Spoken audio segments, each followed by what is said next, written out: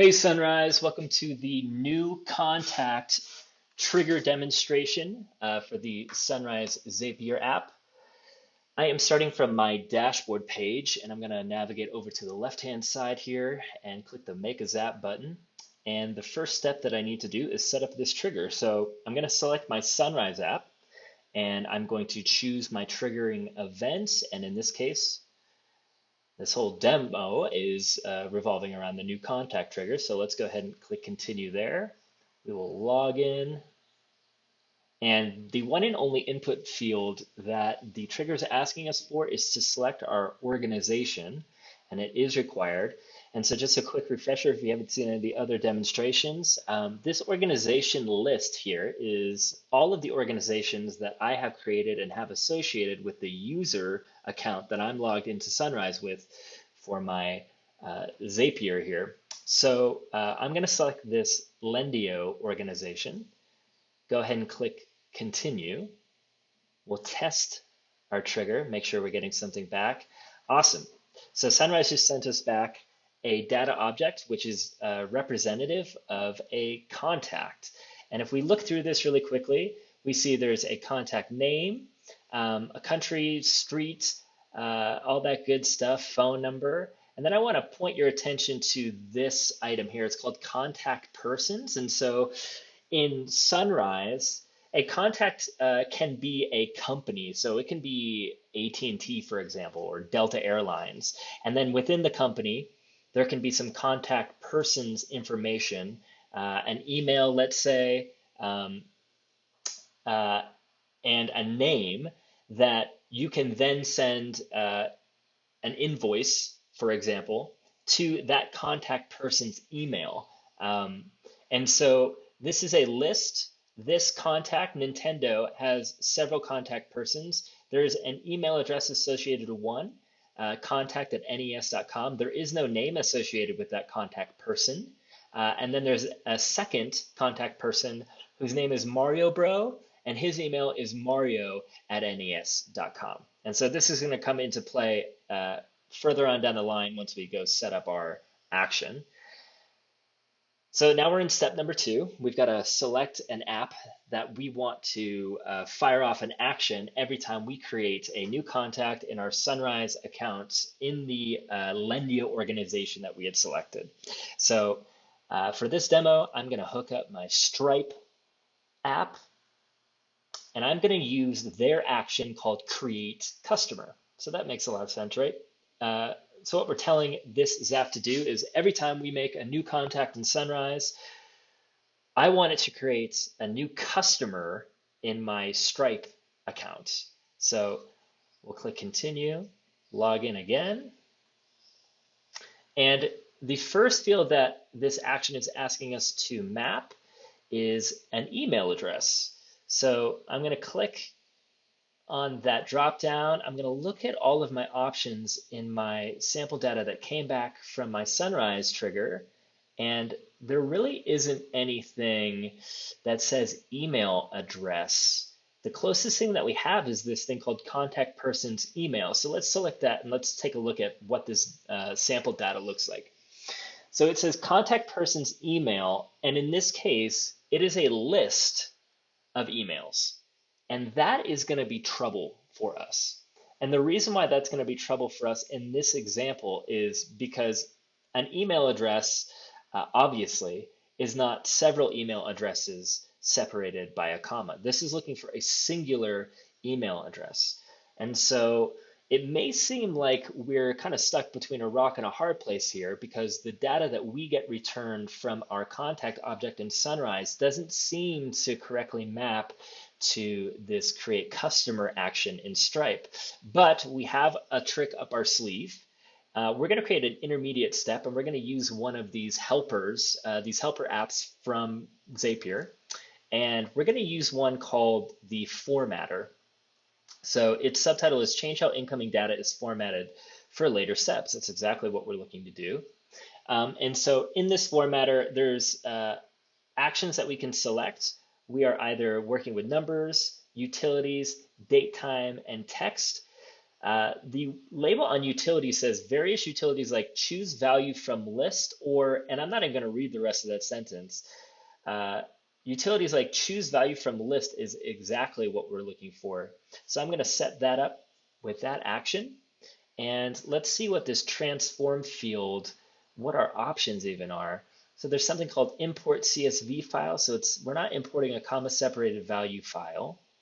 Line itemizer, we're not line itemizing. Line item to text, we're not doing that either. It's not a lookup table. Pick from list, that sounds exactly like what we're trying to do. We're trying to pick one of these email addresses out from a list. So let's select that. Our operation, so it looks like there are three choices here. We can either what they're calling choose first, which would mean to choose the first item in the list, choose the last item in the list, or choose at random. So in this case, I'm going to select choose first. And my thinking as I set this up behind that choice is the first contact person to be created when I've created a contact is probably the primary contact for or contact person for that contact. So that's why I chose first, but this one is sort of a choose your own adventure. It may be last that you want to choose, or maybe it's just a random.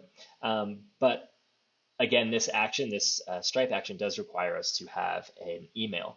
So values you'd like to choose from input, we are going to choose from our emails, our contact person's emails. So it's going to choose the first value of this list. In this sample data's case, it's going to be contact@nes.com, which would be the one that got chosen. But let's say that there's only one contact person associated with our Sunrise contact. It would always pick that first one, or if there was 20 contact persons associated with our contact, it would always pick that first one. Optional default value to use if no item could be chosen. So we're going to leave that blank for now. I think one of the possibilities would be to enter a default email address here in the event that whatever we were mapping to in this list, let's say that we, for some reason, didn't have any contact person's emails at all, it would just default to a single email that we had set here. So we're just going to go ahead and click continue and skip that step. It wasn't necessary, and we'll test. And so if you look at the data that came back with our test, it is a single email address, and that is exactly what we're looking for. So we'll go down here, go back, make sure that we are not mapping our contact persons anymore, but we're going to go to that utilities method that we just added and select that output. So contact@NES, that looks good. And then we can start mapping our other values from our contact in Sunrise. So it's asking for a name. So I'm going to do my name, my contact name. It's asking for a description. Let's see if there's anything that looks like something that could be described as a description in the Sunrise contact. There really isn't, so we're just going to pass on that. Let's go with address. Let's see. Do we have anything with an address? We'll go street address on that one. Maybe a city. City, star town, country.